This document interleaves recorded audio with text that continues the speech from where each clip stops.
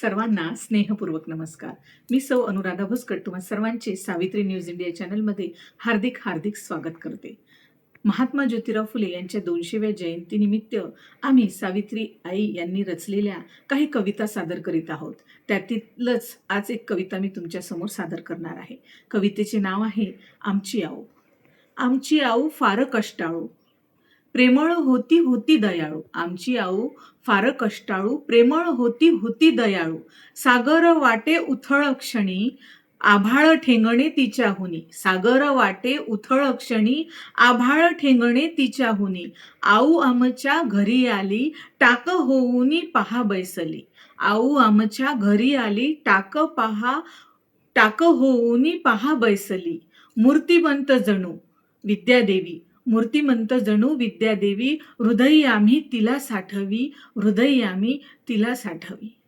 आमची आऊ या कवितेमध्ये कवयित्री सावित्रीबाई फुले ह्या महात्मा ज्योतिराव फुले यांच्या वडिलांचे म्हणजेच गोविंदराव फुले यांची मावस बहीण सगुणाऊ यांचं वर्णन करतात.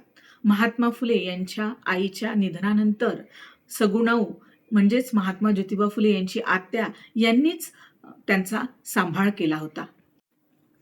सगुणाऊंचे वर्णन करताना सावित्रीबाई फुले म्हणतात की आमची आऊ अत्यंत कष्टाळू होती. तिने आयुष्यभर खूप कष्ट केले. तिचा स्वभाव अत्यंत प्रेमळ आणि इतरांप्रती दया दाखवणारा होता.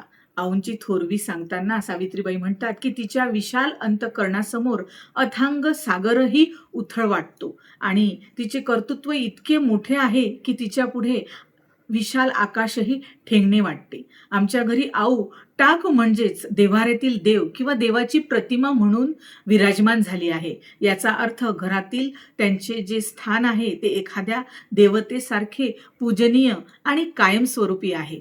आऊ म्हणजे साक्षात विद्येची देवी आहे. तिचे विचार आणि तिचे अस्तित्व आम्ही आमच्या हृदयात कायमचे साठवून ठेवले आहे. थोडक्यात सांगायचे झाले तर सावित्री आईंनी आऊच्या स्वरूपात स्त्री शक्तीचा, तिच्या कष्टाचा आणि तिच्या ज्ञानरूपाचा गौरव केला आहे. अशाच सावित्रीबाई फुले यांच्या नवनवीन कविता ऐकण्यासाठी आमच्या सावित्री न्यूज इंडिया चॅनलला सबस्क्राईब करा आणि कविता आवडली असल्यास नक्की कमेंट करा. धन्यवाद.